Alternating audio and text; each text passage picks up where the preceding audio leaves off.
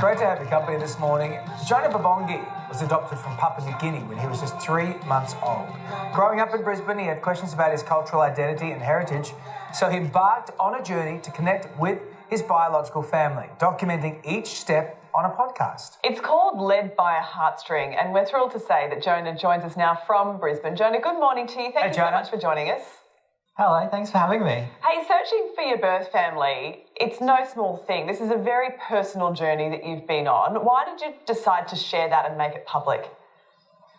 Well, I think I just started to share that publicly to give a voice to adoptees in Australia because there is very few of them, but we do suffer through this journey alone. It's a very complicated and complex journey that we go through with the trauma and grief that we've suffered from birth pretty much, but it's disguised in our everyday life. So exploring those and sharing those through the podcast will definitely, I hope, help adoptees, be more relaxed with their feelings. And I also started it to push myself along to find my birth parents because I started out, I didn't want to find my birth parents first of all, but I think building this audience and putting it in the public view, I guess, helped me push myself along to find my birth parents because it was something that I felt I needed in life, but I didn't want to go into detail, but it's definitely helped me do it. And adoption is such a noble and incredibly empathetic thing to do from people, altruistic thing to do.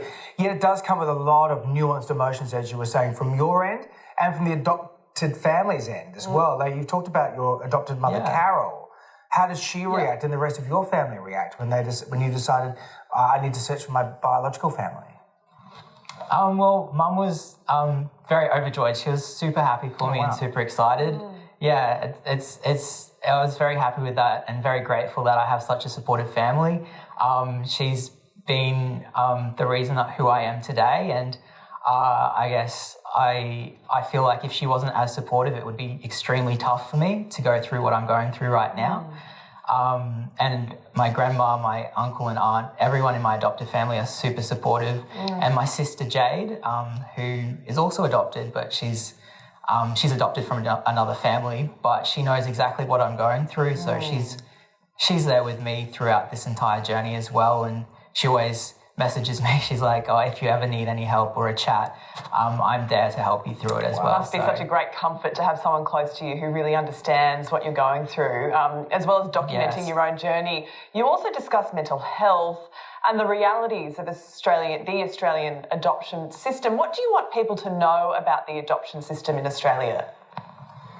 I guess Australia has a very negative past with adoption, with forced adoption and the stolen generation.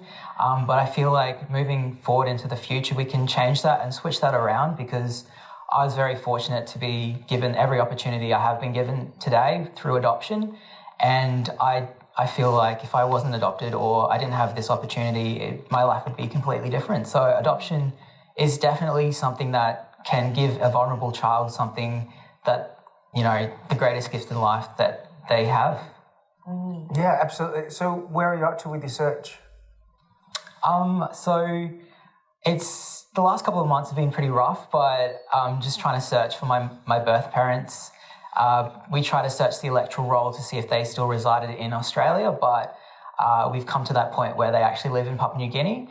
So we can't exactly post a letter to them the traditional way that an intermediary can post a letter to them. So I've actually had to go onto social media and search for them through Google and Facebook, and I've come across them on Facebook. So we've just sent out a message to them directly through direct message, and we're just waiting for the response. We hope you can connect, and we really wish you all the best on that journey, and good on you for sharing something so personal that I'm sure is bringing a lot of comfort to so many other families across this country and across the world probably too. Thank you so much. And Led by a Heartstring is available on Acast, Spotify or wherever you get your podcasts.